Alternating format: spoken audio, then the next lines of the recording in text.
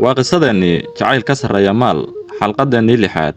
waxaynu maraysay markii Ibraahim diiday lacagtii miiska saarnayd qolka waxa ka dhacay aamusnaan culus aabaha hodan indhihiisa si adag ayuu ugu eegay Ibraahim wuxuu la yaabay geesinimada wiilka saboolka ah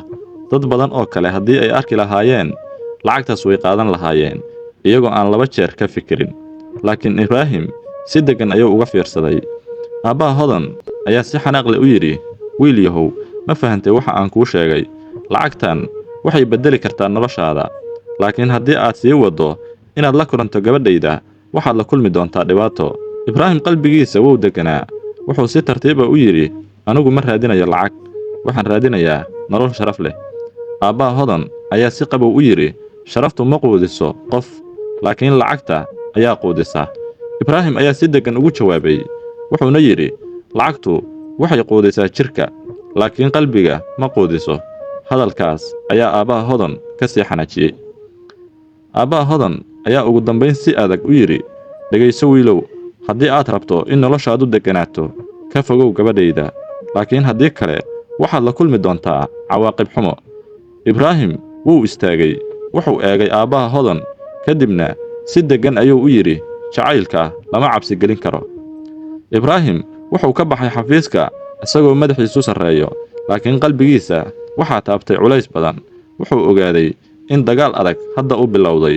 markii uu banaanka u baxay wuxuu qaatay neef dheer wuxuu naftiisa ku yiri jacaylku mar walba ma fududa dhanka kale hodan waxay ku sugaysay beerta magaalada waxay u dirtay fariin Ibraahim si ay u kulmaan laakiin saacado badan ayaa dhaafay Ibraahim wali ma imaan hodan qalbigeeda walwal ayaa galay waxay nafteeda ku tiri ma aabahay ayaa wax sameeyay ugu dambeyn Ibraahim ayaa yimid wajigiisa waxa ka muuqday daal hodan ayaa markiiba dareentay in wax dhaceen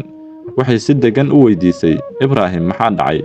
Ibraahim ayaa aamusay ugu dambeyn wuxuu yiri waxa maanta la kulmay aabaha hodan indhaheeda way kala furmeen waxay tiri maxaa tiri Ibraahim ayaa si degan ugu sheegay wax walba oo dhacay lacagtii hanjabaadii iyo dalabkii aabaha hadda jacaylkoodu wuxuu u baahan yahay sabir geesinimo iyo dulqaad hodan ayaa si degan u tiri anigu ka tagi maayo